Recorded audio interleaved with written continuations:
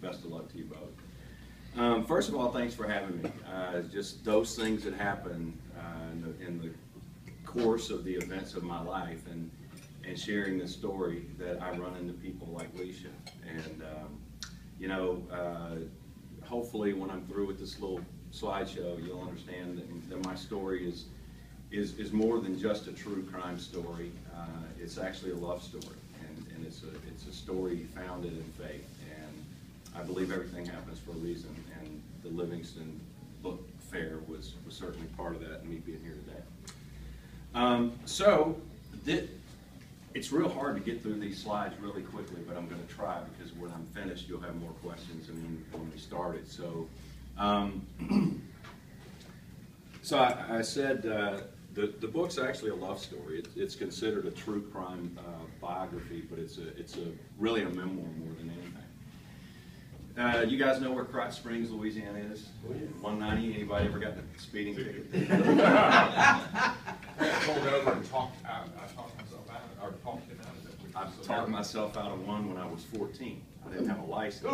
I was working for my uncle there. So, this 8-year-old fella here was from Krotz Springs. He was from the poor side of the tracks, the side of the tracks that now has the refinery, the Alon refinery. Back in the day, that side of the tracks had a boat building business owned by this young lady's father. They were the more wealthy people in town from the other side of the tracks. Anyway, those two fell in love, and the little boy and his family moved to Baton Rouge when he was in the 3rd grade, because his father got a job at Ethel Corporation. So they moved, but left the family behind. So they went back every weekend and during the summer breaks to take care of the grandmother and the farm and the horses. So they fell in love and got married in 1951. The day after Leona turned 20 years old. They hoped to have a traditional, normal family in the 50s. A wife that stayed at home, a husband that worked 40 hours a week, and 2 children, preferably a boy and a girl. And after 8 years of trying, they decided, God doesn't have it in His plan for us to have a biological child, so they adopted their first baby, Cheryl Lynn.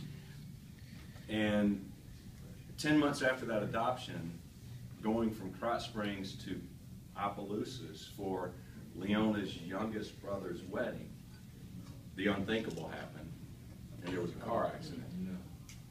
And the little girl died instantly.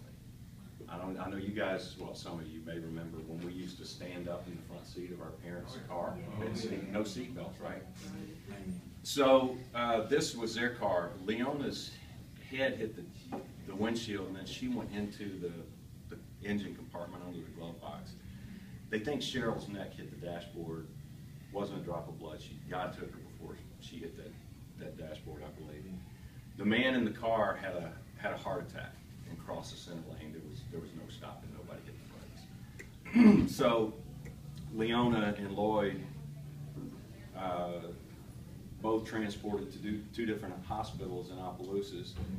Both missed the burial of their only daughter, and begin to wonder if it really is God's plan for them to have any children. Well, the Dr. Moss Bannerman, you guys probably don't remember him, he was the only orthopedic surgeon in Baton Rouge back in the 50s. He said that if they ever got Leona from Opelousas to the Baton Rouge General, if she survived the ambulance ride on old dusty 190, she may never walk again, and would certainly never have any children. Not that they could anyway. So Lloyd's dad, all distraught, went back to the welfare department, which I wish Jane was here, because my cousin Jane's mother worked for the welfare department at that time and had a little stroke. And so Lloyd and Leona, while Leona was still in recovery, adopted their next little girl. Now this is not, she was only 3 months old when they adopted her too. I just show this picture because her fists are all clenched there, and I got a feeling I'm already in the picture by then, and she's coming at me with a right But I tell the story that she's so excited because they're going to pick up her new adoptive little brother, okay? A year and a half later, they got another phone call. And now their family's complete. They got the little girl and they got the little boy. 3 years later, God saw it differently, and they had a biological child who happened to have red hair. And when I had hair, it was red, and so I could say, she's the only adopted one. Right? Me and Christy we're the real deal. So we had 3, okay? Lloyd had to work a lot of overtime. Leona had to go to work. We were average, lower middle class, growing up in Fairfields and Park Forest. And our parents were always honest with us that we were adopted. Even before we knew what adoption meant, they told us. They got these books and they read, I am an adopted child, I am loved, and these sorts of things. And that was all good, but one thing that bothered me about my birth certificate, this thing is so old and tattered, it says I was born in New Orleans.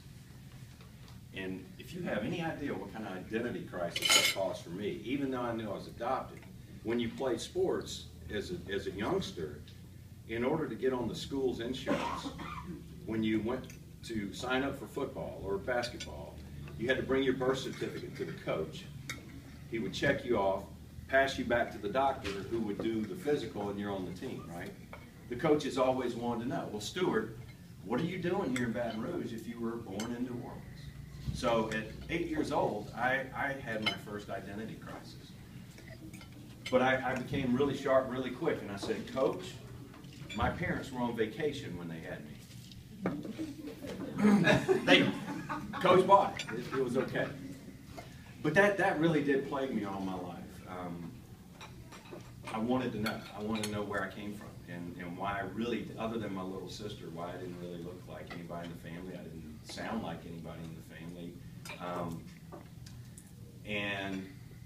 But I loved my family so much I would not do anything to hurt them. I vowed never to search for my biological family if my parents were still alive. Well, fortunately for me, I didn't have to, because almost 13 years ago, my biological mother came looking for me. And this was the first hug that we ever had in the San Francisco airport. And I wish you could see, you'll see her face later.